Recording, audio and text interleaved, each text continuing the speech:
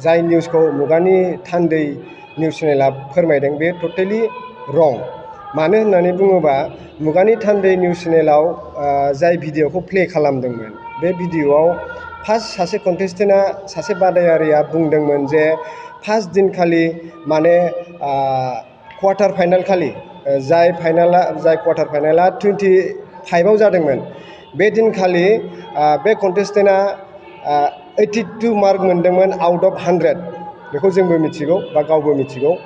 आरो सेकेन्ड डेआवबो माने 26 खालिबो माने सेमि फाइनाल खालिबो बिथाङा हाइस्ट मार्क मोनदोंमोन बेखौबो जों मानियो। बिथांनि बायदिब्ला 25आव आरो 26आव माने क्वार्टार फाइनाल आरो सेमि फाइनालाव हाइस्ट मार्क मोनबानो जे बिथाङा फाइनालाव देरहागोन बिथाङा बेखौ लुबैदोंमोन। खिन्थु खोथाया बिदि नङा। फर एग्जाम्पल मेट्रिकआव 90% मोनदों होननानै पिइउआवबो 90% मोनदों होननानै डिग्रियाव जे 90% मोनथारनांगौ बेथ' खोथा जानो हाया। बियो जाहैगोन बिनि पारफरमेन्सनि सायाव। नंगौ बिथाङा 25आव क्वार्टार फाइनालाव हाइस्ट मार्क मोनदों आरो सेमि फाइनालाव हाइस्ट मार्क मोनदों नंगौ। बाट माबा मोनसे रिजननि थाखाय जाजआ बेनियाव फाइनाल खालि मोनसे लुप हल मोनदों बा मोनसे गोरोन्थिखौ नुदों जायनि थाखाय बिथाङा फाइनाल खालि प्राइजखौ मोननो हायाखै बा फार्स्टआवबो थायाखै, सेकेन्डआवबो थायाखै, थार्डआवबो थायाखै बा टप 10आवबो थायाखै। माबा मोनसे जाहोन थानो हागौ बेखौ जाजआसो मिथिसिगौ। गोरोन्थि मोननायनि थाखायनो बिथाङा 25 आरो 26आव क्वार्टार फाइनाल आरो सेमि फाइनालाव हाइस्ट मार्क मोनदोंबाबो फाइनालाव गोरोन्थि थानायनि थाखायनो बिथाङा टप 10आवबो फैयाखै आरो फार्स्ट सेकेन्ड थार्डआवबो फैयाखै।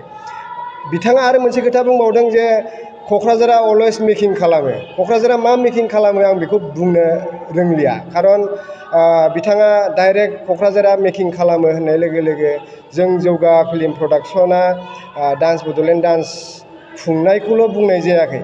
माने क'क्राझाराव जेसेबां प्रग्राम जायो गासिबो मेकिं खालामो होननायसो जादों। खिन्थु जों बुंनो सानो जे बिथाङा बेबायदि खोथाखौ बुंनो नाङामोन।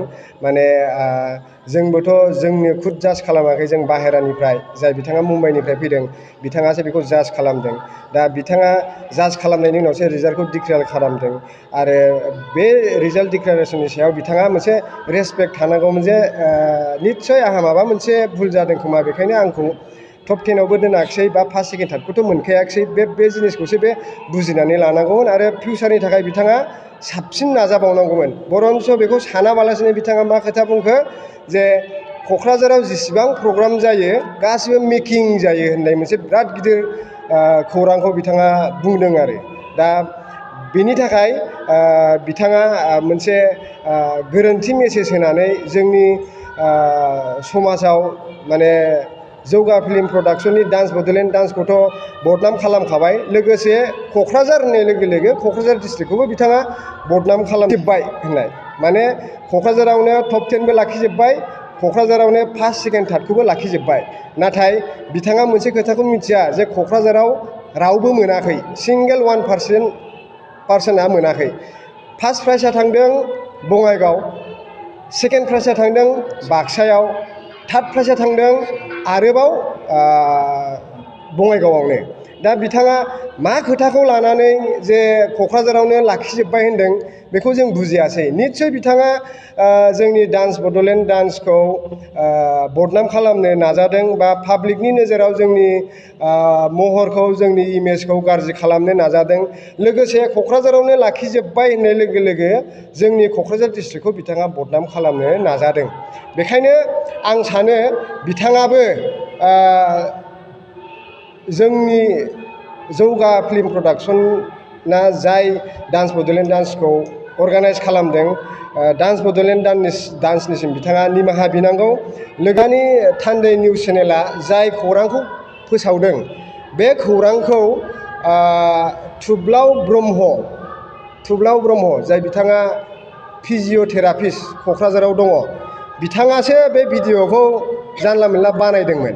दा बिथाङा बे भिडिअखौ बानायनानै मुगानि थान्दै निउस चेनेलनो हरदों। दा मुगानि थान्दै निउस चेनेला बेखौ बुजिया सोमजिया होनानै जोंखौ बदनाम खालामनायनि मुगानि थान्दैया जेबो राइट गैया। बिथाङा बुंनांगौमोन निउसखौ बिथाङा होनो हायो, निउस होनायाव खुनु प्रब्लेम गैया, जोंहा जेबो बुंनांगौ गैया। खिन्थु बिथाङा बुंनांगौ जे आननन सर्सनिफ्राय फैदों मोनसे निउस जे ओरैबायदि बिथाङा भिडिअखौ प्ले खालामनो हायो। बे निउसआ बिसिबां सैथो जों बेखौ मिथिथ'वा, उनावहालागै जोङो मिथिगोन होननानै बिथाङा बे मोनसे निउसखौसो होनांगौमोन। बिथाङा ओरैबायदि मोनसे निउसखौ होबाय जे गावनो स्पटआव थांनानै माने इन्टारभिउ लानाय बायदि माने गावनो निउसखौ गावनि चेनेलाव होनानै होदों। खिन्थु बे निउसखौ मुगानि थान्दैया गावनो थाङाखै, हिदिनखालि मुगानि थान्दैया थांखायाखै। दा बिथाङाबो बेबायदि बेसलेस निउसखौ होनो नाङा, खारन बेबायदि बेसलेस निउसखौ होयोबा जों गावजों गावनो मोनसे मिसआन्डारस्टेन्डिं जायो, जोंनि समाजाव मोनसे गुबुंले थासारि बारहावा सोमजियो। दा बेबायदि गुबुंले निउस बा गोरोन्थि निउसखौ फोसावनायनिफ्राय मुगानि थान्दै निउस चेनेला गोजानाव थानांगौ। आं बेखौ दिनैनि बे प्रेस मिटनि गेजेरजों फोरमायहरनो लुबैयो आरो।